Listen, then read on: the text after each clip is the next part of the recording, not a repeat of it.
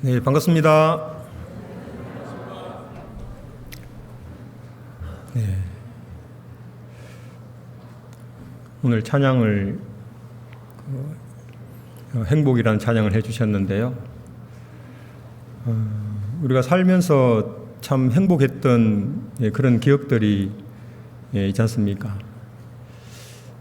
저도 이제 수년 전에 몽골 선교를 갔는데요. 그때 한 9시 30분, 밤이죠. 9시 30분쯤에 이제 교회에 도착했는데 형제 자매님들께서 이 행복을 찬양을 이렇게 불러 주시더라고요. 근데 굉장히 공감이 됐습니다. 이제 그분들의 삶을 조금 말씀드리면 그냥 하루 두 끼 정도 먹을 수 있는 것에 대해서 만족을 한다 하더라고요. 그 욕심이란 그런 단어를 잘 안 써요. 왜냐하면 욕심을 부려도 그것을 채울 수 없으니까. 그냥 하루 이제 두 끼 정도 보통 식사를 이제 먹으면서도 만족한 삶을 살아간다라고 얘기를 했습니다. 대부분의 사람들이 그런 삶을 살고요. 제가 갔을 때 이제 한 자매님께서 이제 구원받은 지 몇 개월 이제 되셨어요. 그리고 이제 학예 수양회가 다가왔는데, 이제 교회 헌물을 하고 싶은데, 이제 드릴 게 없으니까 소를 한 마리 끌고 온 거예요. 몽골은 되게 이제 목축을 많이 하시지 않습니까? 그래도 소는 몽골에서도 굉장히 이제 비싼 값어치 있는 이제 동물이에요. 나중에 이제 그 자매님 댁에 신방을 가보니까 정말 가진 게 없었습니다. 소가 한 마리밖에 없더라고요. 이제 두 마리 중에 한 마리를 이제 헌물하겠다고 그걸 이제 끌고 온 거예요. 그런데 이제 남편이 있는데 굉장히 자매님을 괴롭히는 거예요. 이제 다른 여자와 바람을 피우면서도 집에 오면 폭력을 행사하고 이제 그런 환경에 사는데도 불구하고 항상 교회 오면 이제 밝은 모습으로 이제 웃더라고요. 저는 몰랐어요. 이제 늘 교회 와서 즐겁게 교제하고 늘 이제 웃는 모습이어서 그렇게 사는 줄 몰랐는데 나중에 신방을 가서 확인을 해보니까 정말 힘든 삶을 살아가고 있었습니다. 그분들이 이제 행복을 불러주셨는데요. 참 그 마음에 감동이 되었고 다시 한번 제 삶을 돌아보게 됐습니다. 담임 목사님과 함께 또 많은 우리 형제 자매님들 지금 몽골 선교에 있습니다. 몽골이 아니죠. 죄송합니다. 네. 원래 이 자리에 서면 좀 정신이 없어요. 지난번에도 마스크를 벗어야 되는데 안경을 벗은 적이 있죠. 네, 코로나 시기 때, 네, 오늘은 실수를 않겠다라는 다짐을 하고 왔는데, 이 대본에 없는 얘기를 하다 보니까 실수를 하는 것 같습니다. 지금 태국 선교 중에 있습니다. 그래서 많이 기도해 주시고, 또 그곳에서 많은 영혼들이 또 구원받고, 또 우리 선교 일행들 신변의 보호를 위해서도 함께 기도를 해줬으면 좋겠습니다. 추석 명절에 이제 한 절반이 지났습니다. 어쩌면 오늘 이제 마지막인 분들도 계신데요. 나머지 시간들을 잘 보냈으면 좋겠습니다. 같이 기도하겠습니다. 하나님 아버지 감사드립니다. 저희를 구원해 주시고 지금까지 말씀 가운데로 저희를 인도해 주심을 참으로 감사드립니다. 우리를 구원해 주신 그 하나님의 은혜와 사랑을 늘 마음속에 기억하고 하나님께 감사하고 또 기뻐하는 삶을 살아갈 수 있도록 주님 도와주시옵소서. 또 담임 목사님을 중심으로 또 우리 대국교회가 하나가 되고 또 서로 마음을 모아서 협력하는 가운데 또 대구 지역의 많은 잃어진 영혼들을 구원할 수 있도록 주님께서 축복해 주시기를 간절히 기도드립니다. 지금 태국 선교 중에 있습니다. 그 지역의 잃어진 영혼들을 또 전도하고 또 신앙이 연약한 분들을 또 붙잡아 줄 수 있는 좋은 기회가 될 수 있도록 주님 도와주시고 선교의 모든 과정 함께 해주시고 또 신변의 안전 또한 지켜주셔서 무사히 또 도착할 수 있도록 도와주시기를 기도드립니다. 추석 또 연휴가 또 절반 이상 지났습니다. 우리 남은 시간 또 소중한 시간이 될 수 있도록 주님께서 함께 주시옵소서. 또 특히 또 추석 명절 기간 또 해외에서 선교하시는 또 선교사님 그리고 함께하는 가족들이 있습니다. 참으로 어려운 환경 속에서 또 하나님의 일을 감당하고 있습니다. 그 마음 위로해 주시고 또 마음을 더욱 담대하게 해 주시고 부족한 것 채워 주셔서 하나님의 일을 하는데 조금도 부족함이 없도록 도와주시기를 또 간절히 기도드립니다.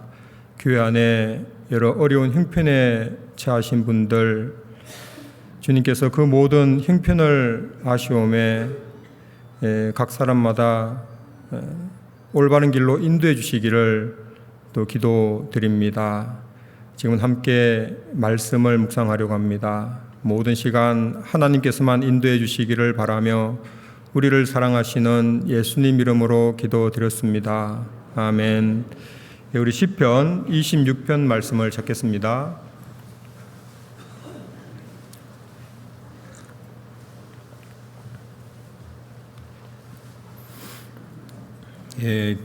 짧은 말씀이니까 제가 읽어 드리도록 하겠습니다.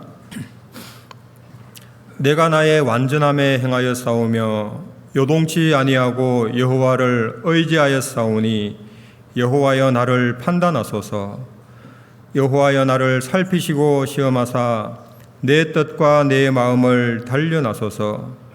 주의 인자하심이 내 목전에 있나이다. 내가 주의 진리 중에 행하여 허망한 사람과 같이 앉지 아니하였사오니 간사한 자와 동행치도 아니하리이다. 내가 행악자의 집회를 미워하오니 악한 자와 같이 앉지 아니하리이다. 여호와여 내가 무죄함으로 손을 씻고 주의 단에 두루 다니며 감사의 소리를 들리고 주의 기이한 모든 일을 이루리이다. 여호와여 내가 주의 계신 집과 주의 영광이 거하는 곳을 사랑하오니 내 영혼을 죄인과 함께 내 생명을 살인자와 함께 거두지 마소서. 저희 손에 악독함이 있고 그 오른손에 뇌물이 가득하오나 나는 나의 완전함에 행하오리니 나를 구속하시고 긍휼히 여기소서. 내 발이 평탄한 데 섰사오니 회중에서 여호와를 송축하리다. 11, 12절은 같이 한번 다시 읽겠습니다. 나는 나의 완전함에 행하오리니 나를 구속하시고 긍휼히 여기소서. 내 발이 평탄한 데 섰사오니 회중에서 여호와를 송축하리다. 네, 오늘은 하나님의 은혜 안으로란 제목으로 말씀을 함께 묵상을 해보도록 하겠습니다. 자, 시편 26편은 다윗의 시편입니다. 우리는 다윗이 어떠한 삶을 살았는지 너무나 잘 알고 있습니다. 다윗은 우리가 겪는 일상의 그런 어려움보다 훨씬 더 큰 어려움을 아주 오랜 시간 경험했던 사람이었습니다. 그리고 그 기간 동안 온전히 하나님만 의지해서 살았고 결국에는 하나님께서 그 다윗을 인도하셨고 그리고 지켜주셨다라는 것을 우리는 성경을 통해서 알 수 있습니다. 다윗은 어릴 때 목동으로 생활을 했죠. 그리고 청년이 되었을 때는 이스라엘의 용맹스럽고 충성스러운 장수였습니다. 특히 이스라엘과 그 블레셋과의 전쟁에서 골리앗을 쓰러뜨리는 아주 큰 사건이 있었지 않습니까? 그 일로 인해서 사울의 눈에 띄게 되었고, 그리고 사울의 수하에서 또 많은 전쟁을 치렀습니다. 다윗은 가는 곳마다 전쟁에서 승리를 거두게 되었고, 그리고 백성들에게도 인정을 받았습니다. 말 그대로 탄탄대로의 삶을 살았는데요. 근데 문제는 이제 이때부터 시작이 된 겁니다. 사울 왕이 다윗을 시기하면서부터 결국 다윗은 그런 사울 왕을 피해서 도망을 갈 수밖에 없는 그런 상황에 놓여 있지 않습니까? 그래서 많은 식솔들을 거느리고 약 한 10년 동안 사울의 눈을 피해서 도망을 다니는, 그러면서 또 여러 번 죽을 고비를 넘기는 험난한 세월을 보냈습니다. 그렇지만 하나님께서 이 사울이 죽은 이후에는 다윗을 통일 왕국의 또 왕으로 세우셨습니다. 그런데 얼마 지나지 않아서 또 압살롬, 다윗의 셋째 아들입니다. 압살롬이 반역을 해서 또 다윗은 눈물을 머금고 예루살렘을 떠나는, 피난을 가는 또 수많은 고난을 겪었습니다. 이 시편 26편의 말씀이 이 다윗이 압살롬의 반역으로 인해서 또다시 어려움을 겪고 있었을 때 하나님께 구원을 요청하는 그 내용이 성경에 기록되어 있습니다. 지금은 비록 힘든 생활로 인해서 많은 어려움을 겪고 있지만 결국에는 하나님이 그 고통에서 건져 주실 거라는 그 소망을 다윗은 갖고 있었습니다. 그래서 다윗은 어려움 가운데서도 소망을 잃지 않는 믿음을 가지고 있었는데, 그 비결이 시편 26편에 기록이 되어 있습니다. 시편 26편의 그 내용을 보면 우리가 하나님의 은혜 안으로 들어갈 수 있는 그 방법이 기록이 되어 있습니다. 다윗은 멀리할 것을 멀리했고, 그리고 가까이 해야 될 것을 가까이 했다라는 것을 시편 26편을 통해서 알 수 있고, 하나님께서는 그런 다윗을 하나님의 은혜 안으로 인도하셨다라는 것을 말씀을 통해서 알 수 있는데요. 다윗이 멀리한 것은 이 4절에 보시면 허망한 사람과 같이 앉지 아니하였사오니, 자, 허망한 사람은 헛된 삶을 쫓아가는 사람들입니다. 하나님과 상관없는 삶을 사는 사람들이죠. 그리고 간사한 자와 동행치도 아니하리이다. 간사한 자는 특별히 위선자를 얘기합니다. 겉과 속이 다른 사람. 그리고 내가 행악자의 집회를 미워하오니 악한 자와 같이 앉지 아니하리이다. 행악자, 악한 자. 자, 이 모든 사람들은 하나님과 전혀 상관없는 삶을 살아가는 사람들을 얘기를 하고 있습니다. 그렇죠. 다윗은 하나님과 상관없는 사람들을 가까이 하지 않았다라고 말씀을 하셨고, 다윗이 가까이 한 것은 1절을 보시면 내가 나의 완전함에 행하였사오며 요동치 아니하고 여호와를 의지하였사오니, 가장 먼저는 다윗은 하나님을 의지했다. 그리고 3절에 보시면 주의 인자심이 내 목전에 있나이다. 내가 주의 진리 중에 행하여. 주의 진리는 하나님의 말씀이지 않습니까? 말씀을 가까이 하는 삶을 살았고, 그리고 6절에 보시면 여호와여 내가 무죄함으로 손을 씻고 주의 단에 두루 다니며, 주의 단은 하나님의 사랑과 예수님의 은혜를 생각나게 하는 곳입니다.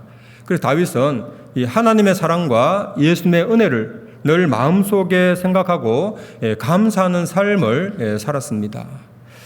그리고 주의 단에 두루 다니며라고 나와 있는데, 이 두루 다니면은 제사장이 제사를 집행하기 위해서 봉사하는 그 모습을 연상케 하는데요. 그것은 하나님과의 관계가 친밀했다라는 것을 또 말씀을 통해서 또 알 수 있습니다. 그리고 8절에 보시면 여호와여 내가 주의 계신 집과 주의 영광이 거하는 곳을 사랑하오니, 주의 계신 집, 주의 영광이 거하는 곳은 어딘가요? 교회입니다. 다윗은 교회를 사랑했다라고 말씀이 나와 있습니다. 다윗은 멀리할 것을 멀리했고, 그리고 가까이 해야 될 것을 가까이 했기 때문에 하나님 앞에 합당한 삶을 살 수 있었고, 결국에는 하나님의 은혜 가운데 들어가게 될 것이라는 그런 믿음을 가지고 있었습니다. 그래서 오늘은 이 다윗이 가까이 한 것을 우리가 좀 묵상을 하면서 우리도 하나님의 은혜 가운데 들어갈 수 있도록, 하나님의 은혜가 머무는 그 삶을 살 수 있도록 그렇게 했으면 좋겠습니다. 먼저 1절을 보시면 요동치 아니하고 여호와를 의지하였사오니, 다윗이 가장 잘한 것 중에 하나가 하나님을 의지한 거지 않습니까? 어떤 사람이 아주 큰 강에 빠졌습니다. 그런데 이제 그 강 하류에는 아주 커다란 폭포가 있었습니다. 그런데 이제 주변 사람들이 그 강에 빠진 사람을 보고 119에 이제 신고를 해서 이제 소방 헬기가 그곳에 도착을 했습니다. 그래서 그 사람을 구하기 위해서 소방 헬기에서 이 밧줄을 쭉 이렇게 내렸는데요. 그런데 이 물에 빠진 사람이 바로 옆을 보니까요, 아주 커다란 통나무가 둥실둥실 떠가는 겁니다. 물론 소방 헬기에서 내린 그 밧줄을 잡으면 목숨을 건질 수 있는데요. 그런데 그 통나무를 잡으면 재미도 있을 것 같고, 그리고 목숨도 구할 수 있을 것 같고, 무엇을 잡았을까요? 통나무를 잡은 거예요. 네. 근데 그 사람의 운명은 어떻게 됐을까요? 결국에는 폭포 아래로 떨어져서 죽게 되었습니다. 만약 그 사람이 잠시 후에 폭포를 만날 것을 알았더라면 그 통나무를 잡았을까요? 안 잡았죠. 소방 헬기에서 내려주는 그 밧줄을 잡았을 것입니다. 우리는 어떻습니까? 우리가 의지할 수 있는 가장 안전한 분은 누군가요? 하나님입니다. 우리는 이 세상이 앞으로 어떻게 흘러갈 것을 너무나 잘 알지 않습니까? 이런 상황 속에서 우리가 무엇을 잡아야 될지, 무엇을 잡았을 때 가장 안전한지 우리는 알고 있습니다. 자, 우리는 삶 속에서 과연 무엇을 붙잡고 살아가는가? 무엇이 나를 가장 안전하게 지켜줄 것이라고 생각을 하는가? 하나님인가? 아니면 통나무와 같은 세상 것인가? 라는 겁니다. 자, 이스라엘의 세 번째 왕이 솔로몬 왕이었지 않습니까? 자, 하나님께서 이스라엘 왕된 자에게는 특별히 가까이 해야 될 것과 그리고 멀리 해야 될 것을 성경에 기록을 해 두셨습니다. 자, 신명기, 이곳은 잡아두시고 신명기 17장을 찾겠습니다.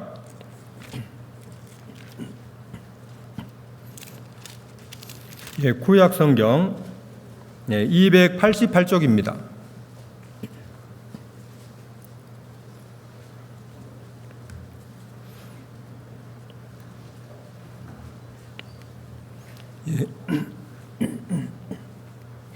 자, 17장 14절부터 제가 읽겠습니다.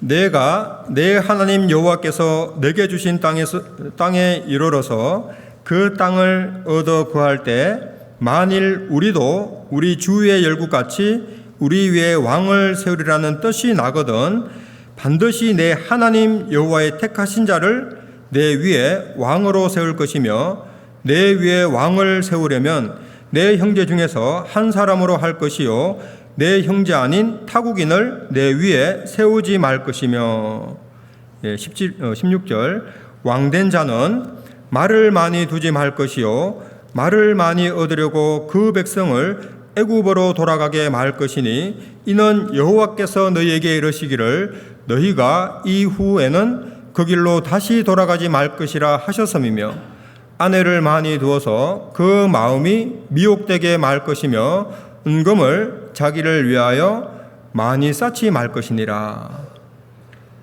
특별히 금해야 될 것 세 가지를 말씀하셨습니다. 첫 번째는 말. 그것은 권력을 상징하는 거지 않습니까? 힘을 상징하는 것입니다.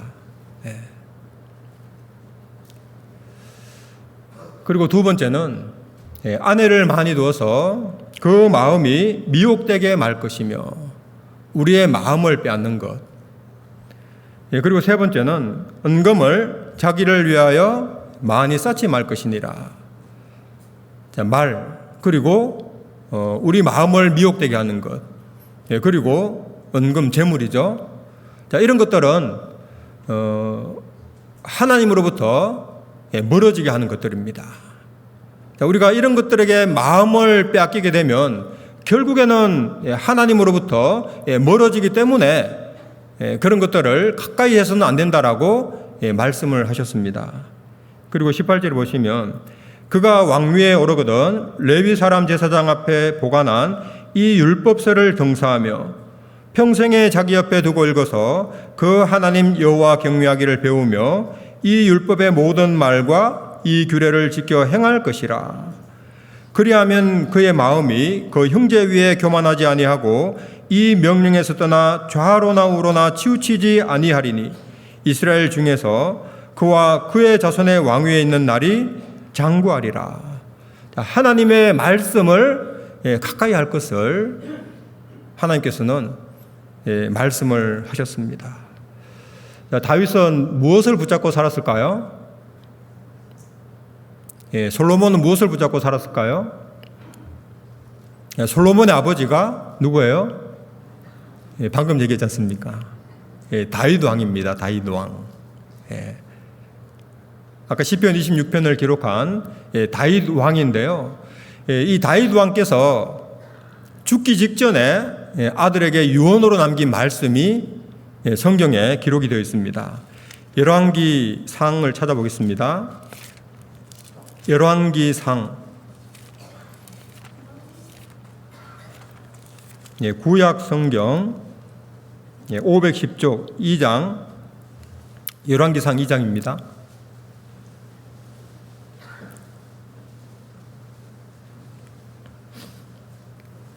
2장 1절입니다.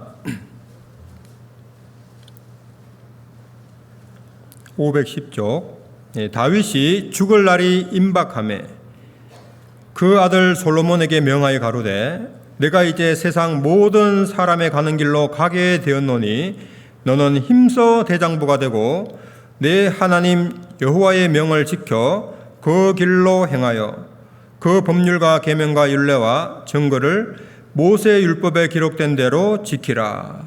그리하면 내가 무엇을 하든지 어디로 가든지 형통할지라. 평생 하나님과 동행했던 다윗 왕이었습니다. 그리고 그 아들에게 마지막으로 남긴 유언의 말씀이 내 하나님 여호와의 명을 지켜 그 길로 행하여 모세 율법에 기록된 대로 지키라. 그리하면 내가 무엇을 하든지 어디로 가든지 형통할지라. 하나님의 말씀이었습니다. 마지막으로 남긴 유언이 하나님의 말씀을 가까이 하라라고 말씀을 하셨습니다. 자, 여러분 같으면 이제 마지막 죽을 날이 임박했을 때 우리 구원받은 자녀들에게 어떤 유언을 남기겠습니까? 굳이 말씀을 안 드려도 다 똑같은 마음을 가지고 계실 거예요. 그러면 저희들은 어떻습니까? 자녀들에게 유언으로 남기고 싶은 그 말씀대로 우리가 먼저 사는 것이 필요하지 않겠습니까? 그렇잖아요. 이 솔로몬은 그 아버지의 말씀을, 유언을 그 마음판에 새겼다라는 것을 알 수 있습니다. 자, 솔로몬이 왕이 된 이후에 첫 번째 큰 일을 행했는데요. 그것이 뭐냐면 일천번제였습니다. 한 장, 그 다음 장에 있는데요. 열왕기상 3장에 보시면 3장 3절, 이때는 아직 성전이 건축되기 전이었습니다. 3절에 보시면 솔로몬이 여호와를 사랑하고 거붙인 다윗의 법도를 행하되 오히려 산당에서 제사하며 분향하더라. 이 오히려는 그 뜻이 어쩔 수 없이라는 뜻입니다. 어쩔 수 없이 산당에서 제사하며 분향하더라. 이에 왕이 제사하러 기본으로 가니 거기는 산당이 큼이라. 솔로몬이 그 단에 1000번제를 드렸더니, 하나님께 기도하기 전에 이 솔로몬은 1000번제를 드렸습니다. 번제를 한 번 드리는 것도 쉬운 일이 아니지 않습니까? 1000번제를 드리기 위해서는 많은 시간이 들어가야 되고, 그리고 많은 재물이 들어가야 되고, 그리고 많은 수고가 있어야지 1000번제를 드릴 수 있습니다.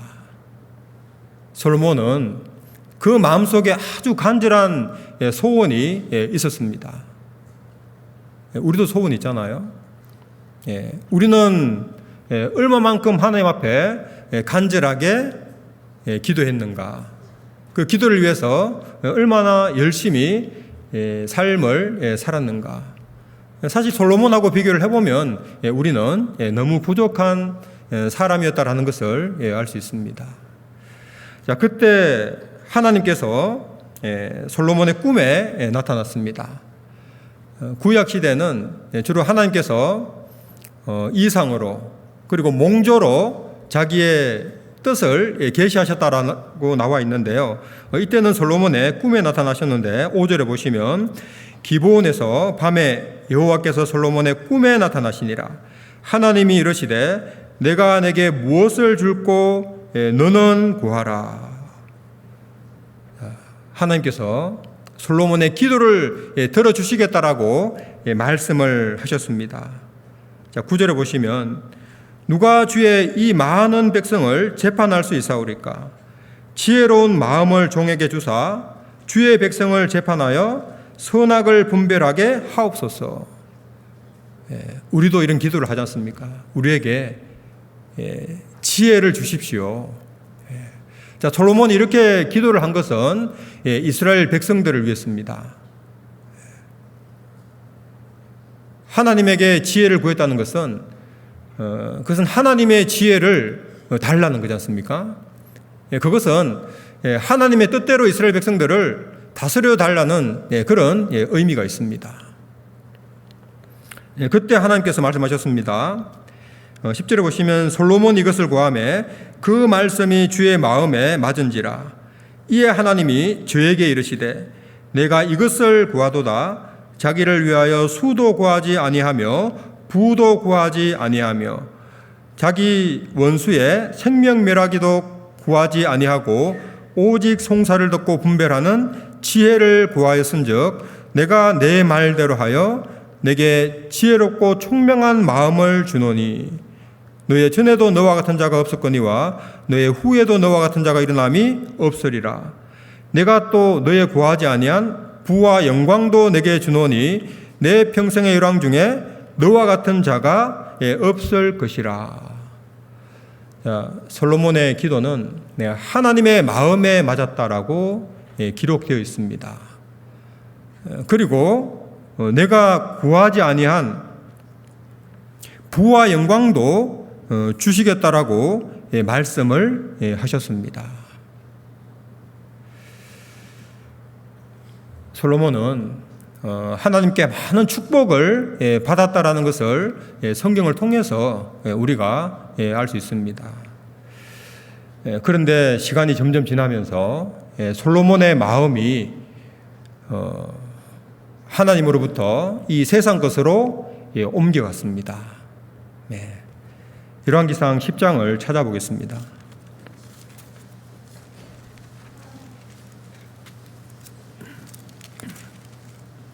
10장 23절에 보시면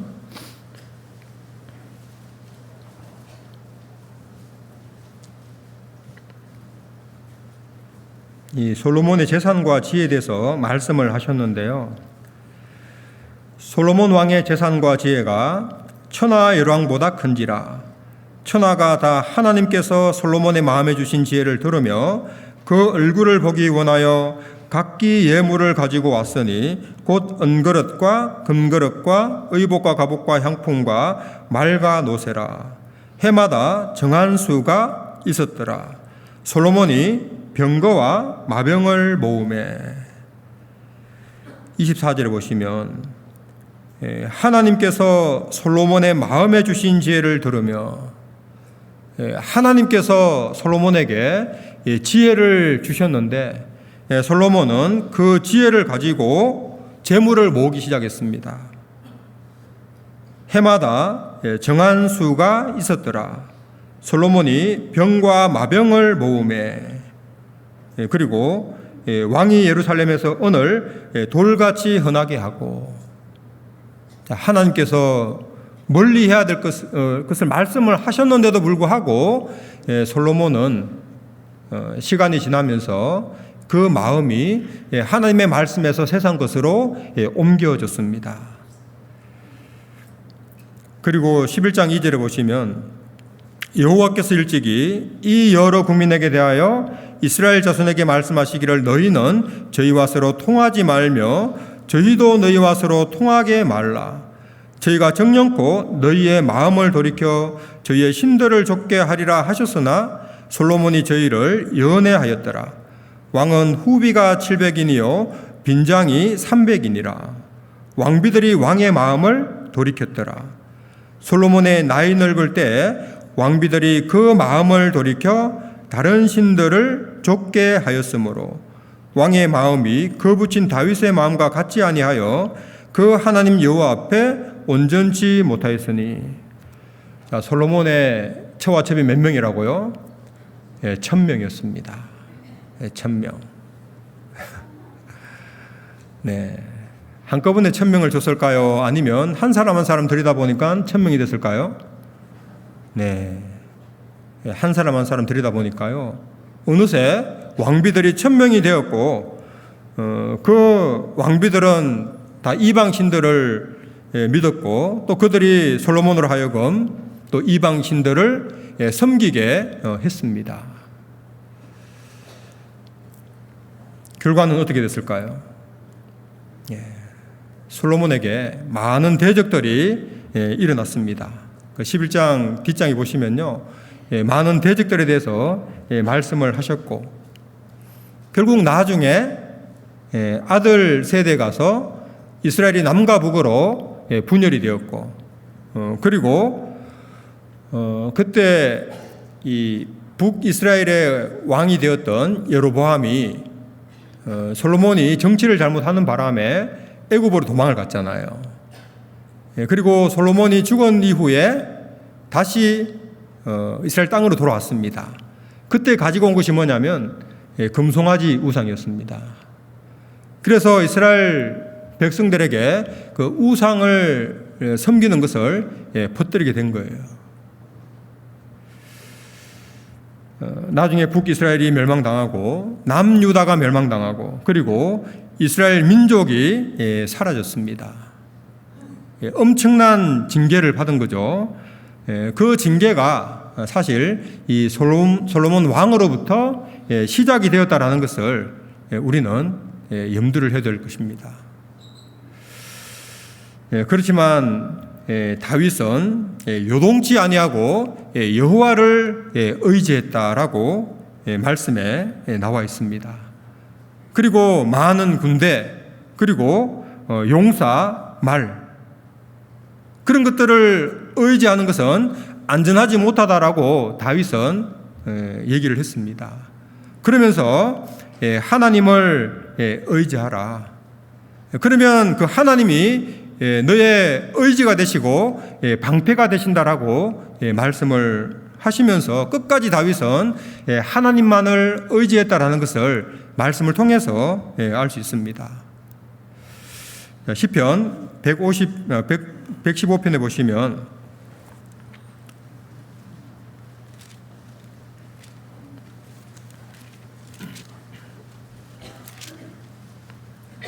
다윗의 시편인데요.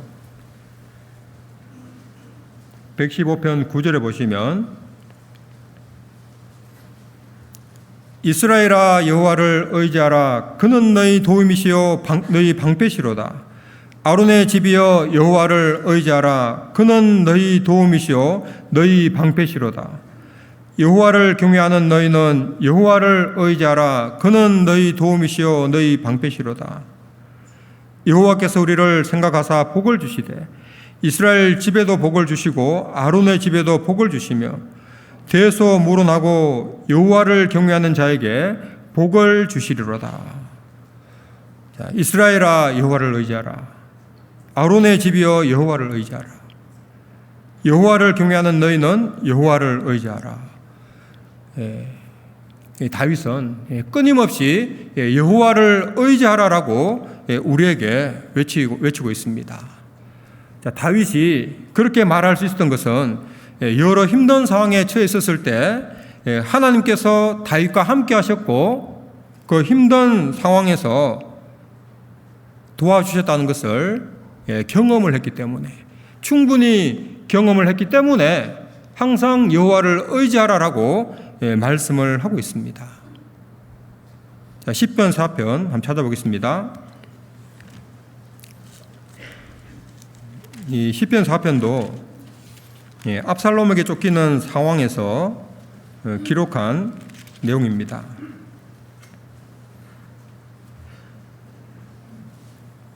1절에 보시면 내 의의 하나님이여 내가 부를 때 응답하소서. 곤란 중에 나를 너그럽게 하셨사오니 나를 긍휼히 여기사 나의 기도를 들으소서. 내가 부를 때 응답하소서. 그리고 곤란 중에 나를 너그럽게 하셨사오니, 그 말씀은 다윗이 과거 사울에게 쫓겨다닐 때 곤란 중에 처해 있을 때 하나님께서 그 다윗을 건져주신 것을 말씀을 하고 있습니다. 자, 이러한 과거 많은 신앙의 경험을 근거해서 앞으로도 하나님께서 도와주실 것을 기대하면서 기도를 하고 있습니다. 다윗은 육신적으로 힘들 때 더욱 하나님을 의지했고 하나님은 그런 다윗을 안전하게 지켜주셨다라는 것을 말씀을 하고 있습니다. 시편 94편에 보시면 여호와께서 내게 도움이 되지 아니하셨다면 내 혼이 벌써 정막 중에 처하였으리로다. 내 혼이 벌써 정막 중에 처했다는 것은 죽음을 의미하는 거지 않습니까? 그 좁은 이스라엘 땅, 그리고 왕의 눈을 피해서 도망을 다닌다는 것은 불가능한 겁니다. 그것도 단신도 아니고 수백 명의 식솔들과 함께 움직였지 않습니까? 하나님이 다윗을 지켜주지 않았다면 이미 다윗은 죽은 목숨이죠. 그래서 다윗은 간증하고 있습니다. 여호와께서 내게 도움이 되지 아니하셨다면 내 혼이 벌써 정막 중에 처하였으리로다. 하나님의 도움으로 지금까지 살고 있다고 간증을 하고 있습니다. 신약 성경에 가장 힘든 삶을 살았던 대표적인 사람이 또 바울 사도가 있지 않습니까? 고린도 후서 1장을 찾아보겠습니다.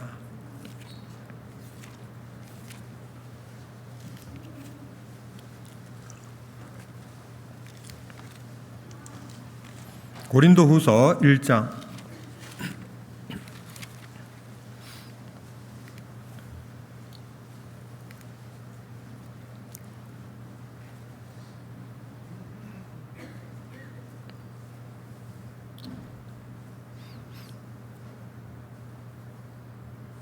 예, 7절에 보시면 너희를 위한 우리의 소망이 견고함은 너희가 고난에 참여하는 자가 된 것 같이 위로에도 그러할 줄을 알미라. 형제들아, 우리가 아시아에서 당한 환난을 너희가 알지 못하기를 원치 아니하노니 힘에 지나도록 심한 고생을 받아 살 소망까지 끊어지고 우리 마음에 사형 선고를 받은 줄 알았으니 이는 우리로 자기를 의뢰하지 말고 오직 죽은 자를 다시 살리시는 하나님만 의뢰하게 하심이라. 30대 초반에 예수님을 만나서 구원을 받고 정말 험난한 삶을 살았습니다. 살 소망까지 끊어지고 마음에 사형 선고를 받은 줄 알았으니 그 다음 말씀에 이는 우리로 자기를 의뢰하지 말고 오직 죽은 자를 다시 살리시는 하나님만 의뢰하게 하심이라.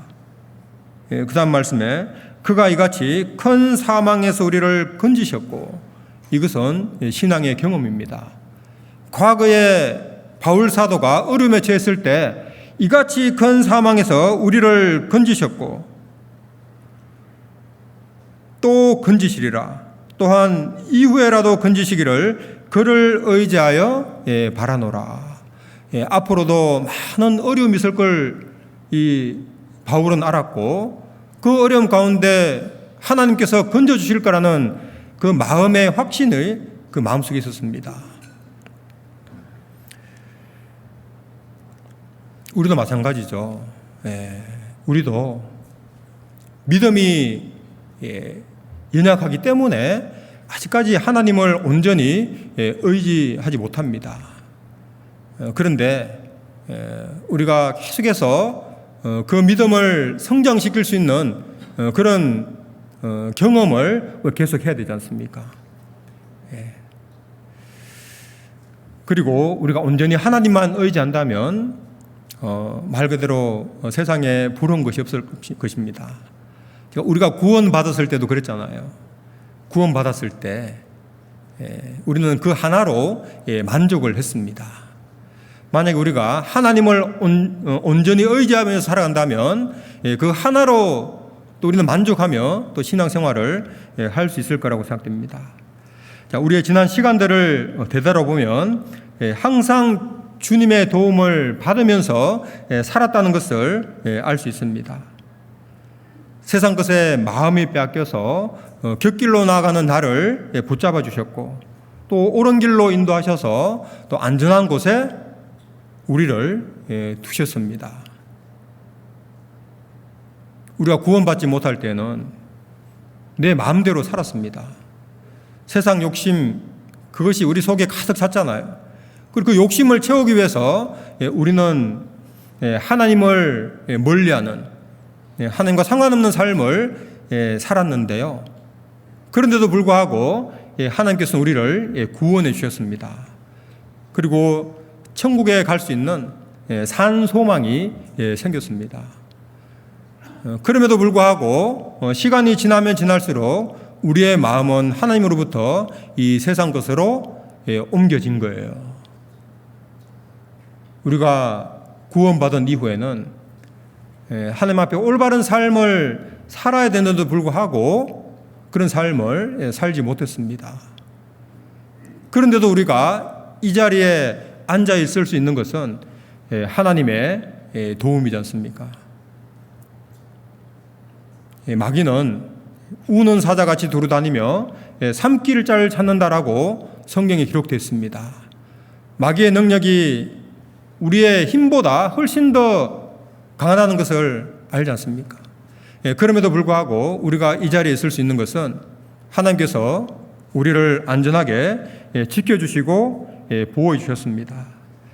그래서 하나님을 의지할 때 우리는 가장 안전하고 진정한 마음의 안식을 누리면서 살아갈 수 있습니다. 우리가 의지할 수 있는 하나님께서 나를 돕고 계시다는 그 확실한 근거는 하나님은 우리 아버지다라고 말씀을 하셨습니다. 에베소서 2장 19절에 그러므로 이제부터 너희가 외인도 아니요 손도 아니요 오직 성도들과 동일한 시민이요 그리고 하나님의 권속이라. 권속은 식구, 가족을 얘기하는 것입니다. 하나님의 한 식구이기 때문에 하나님은 끝까지 우리를 안전하게 지켜주실 겁니다. 자기를 아끼지 아니하고 우리 모든 사람을 위하여 내어주시니가 그 아들과 함께 모든 것을 우리에게 은사로 주지 아니하시겠느냐. 그래서 우리는 하나님을 의지하는 법을 배워야 되는 거예요. 그러니까 하나님을 의지하는 만큼 우리는 하나님의 은혜 안에 머무를 수 있습니다. 그리고 두 번째 시편 26편 돌아가서 다시 한번 보겠습니다.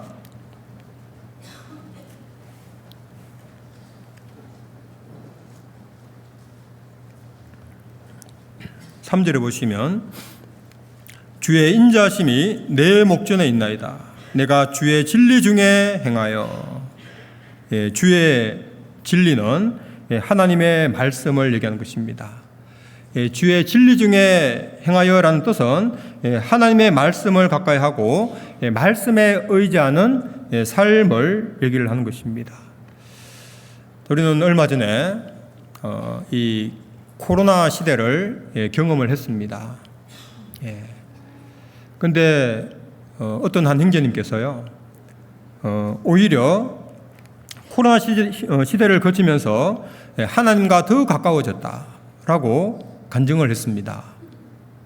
여러분 어떻습니까? 우리가 대면 교제를 못했잖아요. 교회 오기도 힘들었습니다.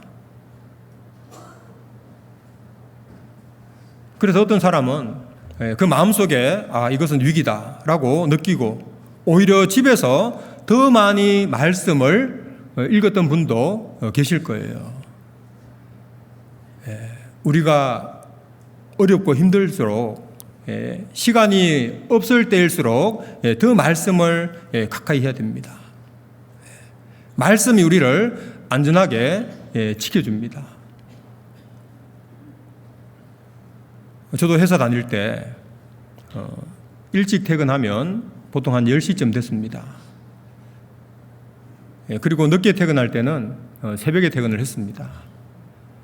그러니까 교회를 못 나가는 거예요. 그러니까 시간이 지나면 지날수록 교제에 나가고 싶은 그 열망이 더 생기다가 어느 임계점이 딱 다다르니까요. 그때부터는 그런 마음이 사라지더라고요. 그냥 내 생활에 만족하게 됐습니다. 우리 자매하고 아이들만이라도 신앙생활 온전히 할 수 있도록 열심히 돈 벌자, 그렇게 생각을 했습니다. 그렇게 생각을 하면서 직장 생활을 했는데요. 성진을 하고 월급을 더 많이 받으면 받을수록 그 마음속의 걱정과 근심, 염려는 사라지지 않았습니다. 그러면서 나중에 어떤 생각이 들었냐면 위기다. 내가 이러다가 실족할 수도 있겠다라는 그런 생각을 하면서 그때부터 지금 처한 상황에서 내 신앙을 지켜야 되겠다라고 다짐을 하고 하루에 성경을 10장씩 꼬박꼬박 읽었습니다. 아마 수년을 그렇게 읽었을 거예요. 그 성경을 읽을 당시에는요, 깨달아지는 말씀이 없었어요. 10장을 꾸준히 한 번에 읽을 수 있는 시간이 없기 때문에 한 장, 두 장, 많이 읽으면 석 장씩 짜투리 시간을 이용해서 성경을 읽었습니다. 성경 읽을 당시는 힘들었거든요. 의무감에 읽었는데요. 근데 나중에 시간이 지나면 지날수록 말씀은 안 깨달아졌지만 제 마음이 변하고 있었습니다. 저는 하나님께서 제 마음을 붙들어 주셨다라고 생각을 합니다. 그리고 나중에는 회사 사정이 완전히 바뀐 거예요. 그래서 공무원처럼 회사를 다녔습니다. 6시에 퇴근을 했거든요. 그때부터는 마음껏 신앙생활을 할 수 있게 되었습니다. 만약에 제가 그 당시에 말씀을 붙잡지 않았다면 글쎄요, 제 믿음을 지킬 수 있었을까? 우리는 위기가 찾아왔을 때 오히려 이 말씀을 더 가까이 해야 됩니다. 말씀을 들을 수 없을 때 우리는 오히려 말씀을 개인적으로라도 더 많이 읽어야 되겠죠. 이스라엘 민족은 대부분의 시간을 하나님 앞에 불순종한 삶을 살았습니다. 그런데 그들도 하나님 앞에 합당한 삶을 살았던 적이 있죠. 에스라와 느헤미야가 이스라엘을 민족적으로 부흥을 시켰는데 그것은 하나님의 말씀이었습니다.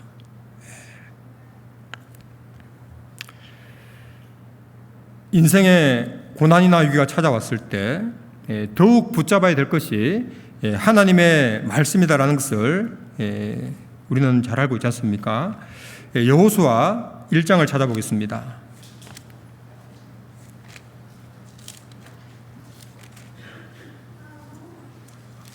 여호수아 1장 8절 말씀, 우리가 다 암송하고 있는 말씀입니다. 같이 한번 읽어보도록 하겠습니다. 이 율법책을 내 입에서 떠나지 말게 하며 주야로 그것을 묵상하여 그 가운데 기록한 대로 다 지켜 행하라. 그리하면 내 길이 평탄하게 될 것이라. 내가 형통하리라. 내 입에서 떠나지 말게 하며 그것은 계속해서 읽고, 말씀은 보약과 같은 것입니다. 우리가 보약을 먹었을 때 당장 그 약효가 나타나는 것은 아니지 않습니까? 그런데 시간이 지나면 지날수록 그 약효가 나타나지 않습니까? 우리가요, 이 말씀 읽는 습관만 들여서 말씀을 꾸준히 읽게 되면 그 말씀이 우리의 신앙을 붙잡아 줄 것입니다. 주야로 묵상하여, 그것은 하나님의 뜻을 깨닫기 위해서 더 간절한 마음으로 읽으라. 그렇게 하면 하나님께서 변화된 삶을 살 수 있도록 도와주시고 그 결과 형통하게 될 것이다라고 말씀을 하고 있습니다. 내 하나님 여호와의 명을 지켜 그 길로 행하여 모세 율법에 기록된 대로 지키라. 그리하면 내가 무엇을 하든지 어디로 가든지 형통할지라. 다윗 왕이 아들 솔로몬에게 유언으로 남긴 말씀입니다. 우리도 말씀을 가까이 하게 되면 하나님의 은혜 안으로 들어갈 수 있습니다. 그리고 세 번째는 시편 26편 6절에 보시면 여호와여 내가 무죄함으로 손을 씻고 주의 단에 두루 다니며, 주의 단, 하나님의 완전한 사랑이 실현된 곳, 예수님의 희생을 생각나게 하는 곳입니다. 손을 씻고 주의 단에 두루 다니며라는 말씀은 우리를 구원해 주신 하나님의 사랑과 예수님의 십자가 은혜를 늘 마음속에 생각하고 그리고 감사하는 마음으로 살아갈 것을 말해주고 있습니다. 그렇게 되면 하나님과의 관계가 올바로 형성이 되고 그 하나님께서 우리를 인도해 가신답니다. 우리의 삶은 하나님께 영광이 되고 그리고 하나님을 높이는 삶이 되어야 되지 않습니까? 신앙의 위인들은 다 하나님을 높이기 위해서 자신을 버린 사람들이잖아요. 세례 요한도 그는 흥하여야 하겠고 나는 쇠하여야 하리라.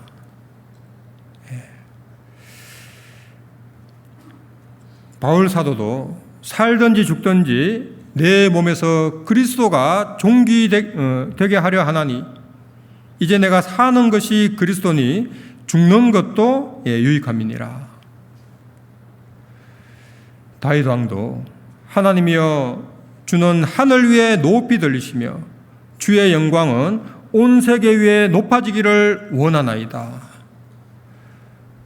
그런 신앙의 위인들이 그와 같은 삶을 살 수 있었던 것은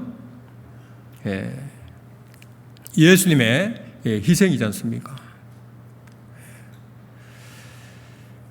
이 다윗이 기록한 시편 22편은 예수님의 죽음과 부활에 대해서 상세히 묘사되어 있습니다.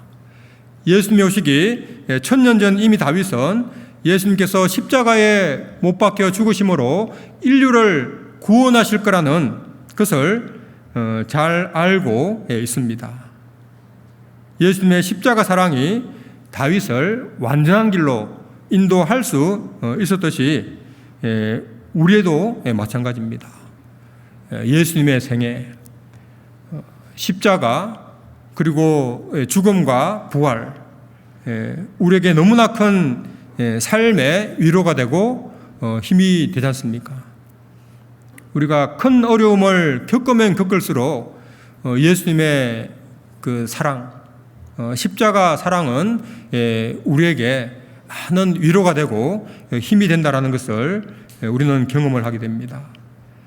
주의 단에 두루 다니며 우리를 구원해 주신 하나님의 사랑과 예수님의 희생에 대해서 늘 마음에 생각하고 그리고 감사하는 삶을 살아야 될 것입니다. 그리고 8절에 보시면 여호와여 내가 주의 계신 집과 주의 영광이 거하는 곳을 사랑하오니 그것은 교회입니다. 하나님께서 특별히 관심을 두시는 곳. 이유는 뭡니까? 하나님께서 가장 사랑하는 사람들이 함께 모여서 교제하는 곳이기 때문입니다. 자, 우리도 하나님이 사랑하시는 교회를 사랑하고 교회를 중심으로 신앙생활을 한다면 하나님께서 우리를 올바른 길로 인도해 가시고 안전하게 보호해 가실 겁니다. 자, 이 세상은 영적 전쟁이 너무나 치열합니다. 죄가 충만해서 우리 마음을 빼앗는 것들이 너무나 많잖아요. 특별히 대중문화, TV, 그리고 영화, 유튜버, 그리고 스포츠, 게임, 노래방, 유흥업소는 안 가시죠? 현대 사회에서는 대부분의 문화가 이 대중문화 안에 포함되어 있습니다. 우리 시대의 마귀는 이 대중문화를 이용을 하고 있습니다. 그리스도인들에게 있어서 이 대중문화는 하나님으로부터 멀어지게 하는 것들입니다. 대중문화의 뒤에는 마귀의 세력이 숨어 있다는 것을 우리는 간과해서는 안 됩니다. 마귀는 대중문화를 이용해서 그리스도인들의 마음과 그리고 생각 그리고 물질을 빼앗고 있습니다. 베드로전서 5장 8절에도 근신하라 깨어라 너희 대적 마귀가 우는 사자같이 두루다니며 삼킬 자를 찾나니. 그 다음 말씀에 너희는 믿음을 굳게 하여 주를 대적하라. 그 말씀은 우리가 교회 안에 있을 때 가장 안전하다라는 것을 얘기를 해주는 거지 않습니까? 교회 안에 거하는 것이 마귀를 대적하는 것이다라고 우리에게 말씀을 하고 있습니다. 하나님이 가장 사랑하시고 관심을 두는 곳, 우리도 그곳에 마음을 두며 살아갈 때 우리는 하나님의 은혜 가운데 머무를 수 있을 거라고 생각됩니다. 우리가 그러한 삶을 살았을 때 11절에 보시면 20절 11절에 보시면 나는 나의 완전함에 행하오리니 나를 구속하시고 긍휼히 여기소서. 내 발이 평탄한 데 서싸우니 해중에서 여호와를 송축하리다. 평탄한 데 서싸우니 그것은 이제 하나님의 은혜 안으로 들어가게 될 것을 말씀을 하고 있습니다. 세상이 주는 만족과 기쁨은 순간적이고 오래가지 못합니다. 세상 것으로 진정한 마음의 만족을 누릴 수 없잖아요. 제가 다른 교회에 있을 때요, 어떤 형제님이 계셨는데, 이분이 이제 하루는 이제 로또 복권을 사러 갔어요. 그 직장 같은 팀 형이랑 같이 갔습니다. 근데 이 형제님이 신앙생활을 제대로 못했어요. 구원 받은 것 같기도 하고 좀 안 받은 것 같기도 하고 그런 형제님이었는데요. 나중에 이제 복권을 사서 확인을 해보니까 꽝이었어요. 근데 같이 간 형님은 1등이었습니다. 이 형제님이요, 이제 자기가 먼저 간 거예요. 먼저 가서 이제 복권을 이제 자동 복권인데 그걸 이제 뽑으려고 했는데 형이 딱 보이길래 양보를 했어요. 형 먼저 뽑으세요. 근데 그 형님이 1등에 당첨이 된 거예요. 그래서 나중에요, 이제 억울하잖아요. 형, 나 때문에 된 것 같은데 뭐 없어? 하니까요, 10만 원 주더래요. 그 형제님이 만약에 1등 복권에 당첨됐으면 교회 안으로 들어왔을까요? 완전히 빠이빠이 했을까요?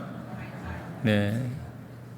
그 이후에 이 형제님이 교회 안으로 온전히 들어왔습니다. 네. 그리고 지금 또 열심히 생활하고 있는 겁니다.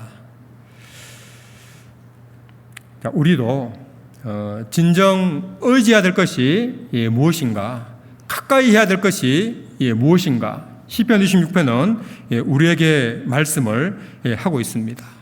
하나님을 의지하고 그리고 말씀을 가까이 하고 하나님의 은혜와 예수님의 사랑을 늘 마음속에 생각을 하고 그리고 교회를 중심으로 우리가 살아간다면 우리도 다윗과 같이 마침내 평탄한 곳에 설 수 있다는 그런 확신을 가질 수 있을 것입니다. 근데 우리가 다윗의 삶을 조금 더 살펴보면요, 그 다윗이 하나님의 은혜 안으로 들어가기까지의 그 과정은 결코 순탄치 않았다라는 것을 알 수 있습니다. 많은 고난이 있었다라는 것을 알 수 있잖아요. 그리고 등산을 할 때 평평한 길도 있지만 오르막도 있습니다. 그리고 또 내리막도 있잖아요. 그리고 거칠고 험난한 길도 우리 앞에 놓여 있잖아요. 신앙생활을 하는 동안에도 기쁘고 감사할 때도 있지만 고난과 같은 험난한 시간들이 또 우리에게 분명히 찾아옵니다. 하나님은 기쁨을 주시기 전에 먼저는 고난과 시련을 주심으로 우리를 단련해 가십니다. 다윗 왕과 같이 하나님의 말씀에 순종해서 사는 사람에게 오히려 더 많은 고난과 시련이 있다는 것도 우리는 말씀을 통해서 알 수 있는 겁니다. 하나님은 우리의 믿음을 단련하시기 위해서 고의적으로 거친 땅을 걸어가게 할 때도 있습니다. 자, 시편 찾았는데요, 30편 한번 찾아보겠습니다.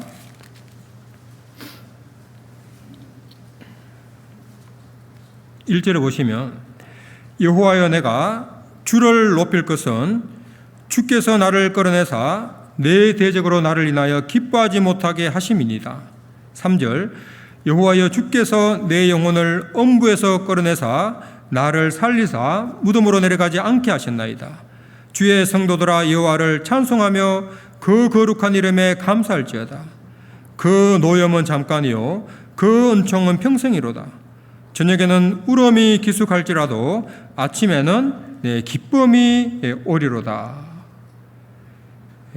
5절 중간에 보시면 그 노염 5절 중간에 보시면 저녁에는 울음이 기숙할지라도 아침에는 기쁨이 오리로다. 저녁은 이 밤은 고난의 고난의 시기와 연단의 시기를 얘기하는 것입니다.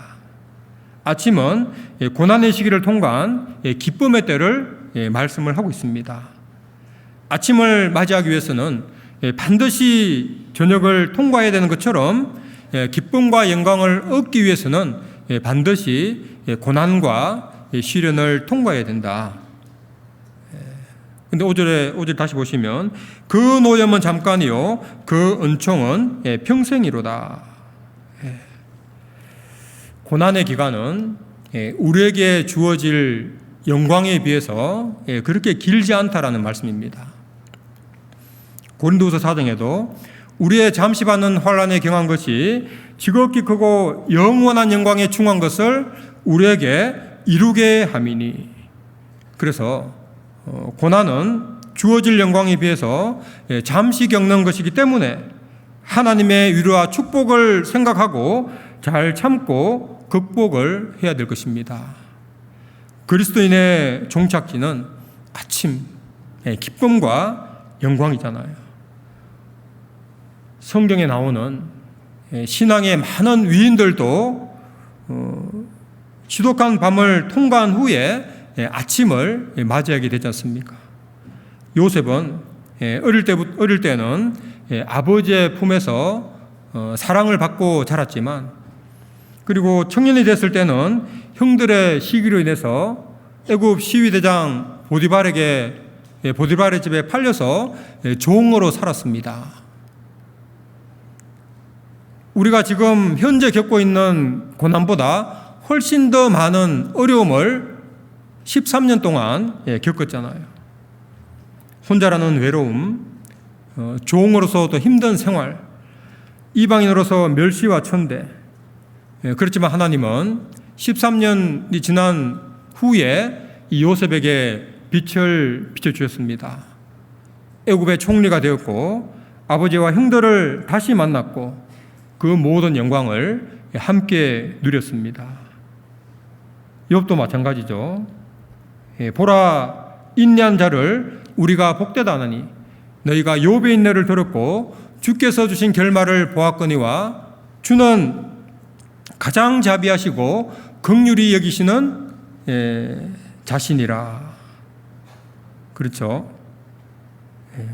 이 욥은 순전하고 정직하여 하나님을 경외하며 악에서 떠난 자로서 세상에 욥과 같은 인물이 없다라고 말씀을 하셨는데 그런데 욥은 엄청난 고난을 시련을 경험했습니다.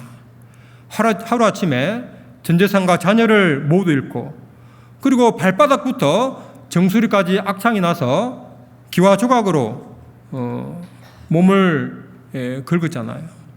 너무 고통스러워서. 그런데 아내는 이 욥을 무시하면서 하나님을 욕하고 죽으라고 하면서 독한 말을 내뱉었고 그리고 친구들은 교만한 말로 욥의 마음을 심히 답답하게 했습니다. 어느 누구 하나 이 고난 가운데 있는 욥에게 아무런 위로가 되지 못했습니다. 그런데 하나님은 욥을 완전히 회복시켜 주셨습니다. 주께서 주신 결말은 하나님께서 욥에게 신실한 자녀들을 또 주셨고 그리고 재산도 전보다 갑절을 주셨고 140년을 살면서 아들 손자 4대를 보면서 장수했습니다. 하나님께서 인내한 욥에게 마지막에는 자비를 베풀어 주셔서 전보다 훨씬 더 축복을 해주셨습니다. 욥도 지독한 밤을 통과한 후에 아침을 맞이했습니다. 다윗도 마찬가지죠. 우리도 마찬가지입니다. 우리를 축복해 주기 위해서 하나님께서는 먼저는 고난을, 시련을 우리에게 주실 겁니다. 그럼 우리는 어떻게 해야 됩니까? 고난과 시련에 대해서, 시련이 올 때 앞으로 다가올 축복을 생각하면서 감사해야 되지 않겠습니까? 사울 왕은 큰 어려움이 없이 왕이 되었습니다. 사울은 성실하고 아주 순종적이었습니다. 인품이 훌륭했지만 별다른 고난을 받지 않은 상태에서 왕이 되었고,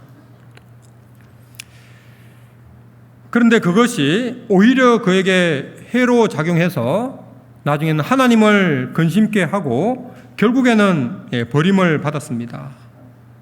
하나님은 우리의 체질을 아심으로 우리로 하여금 때로는 험난한 산이나 깊은 계곡, 그리고 거친 땅과 같은 고난의 길을 걷게 할 때가 분명히 있습니다. 그러나 결국은 은혜 가운데로 인도하신다는 것을 우리는 알아야 됩니다.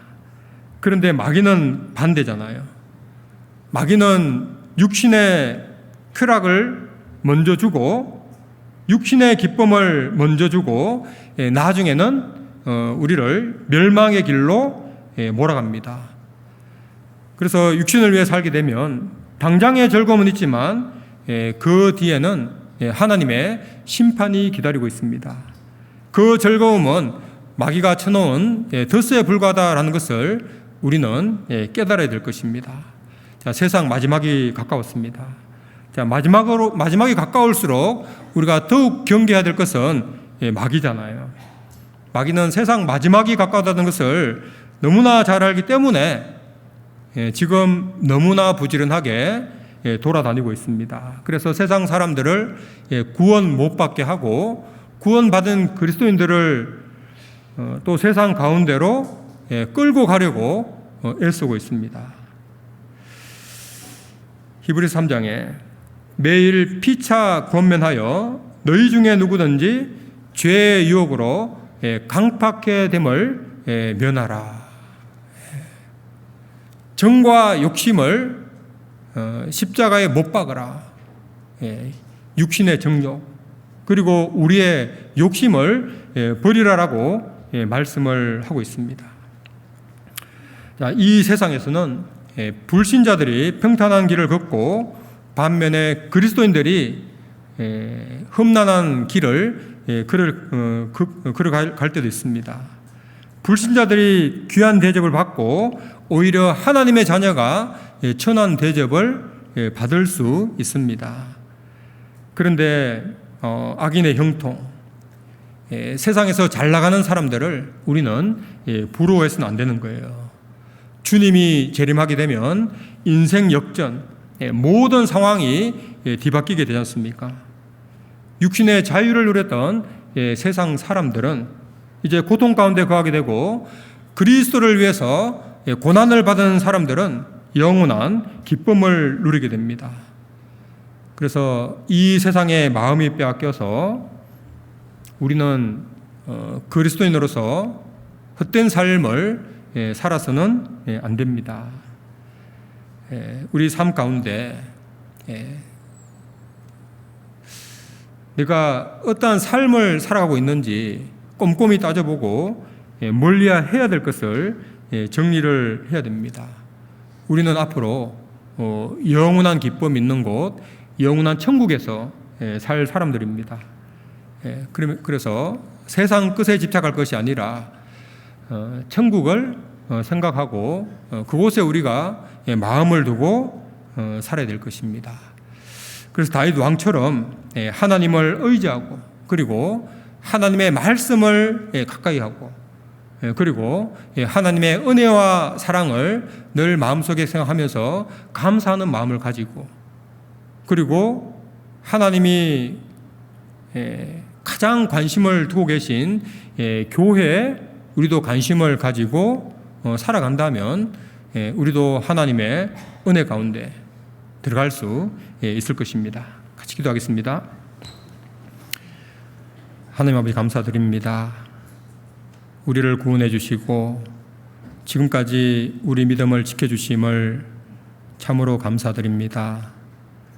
우리 남은 인생도 더욱 하나님을 의지하고 하나님의 말씀을 가까이 하고 하나님께 또 감사하는 마음으로 살아가고 그리고 교회에 마음을 두고 남은 인생 살아갈 수 있도록 인도해 주시옵소서.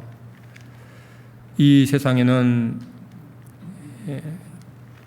마귀가 우리의 신앙을 무너뜨리기 위해서 늘 우리를 세상 것을 가지고 유혹을 하고 있습니다. 하나님 함께 하시고 도와주셔서 그 마귀의 시험을 이기고 하나님의 은혜 가운데 살아갈 수 있도록 도와주시옵소서. 나머지 모든 시간도 하나님 함께 해주시고 인도해 주시기를 바라며 우리를 사랑하시는 예수님 이름으로 기도드렸습니다. 아멘.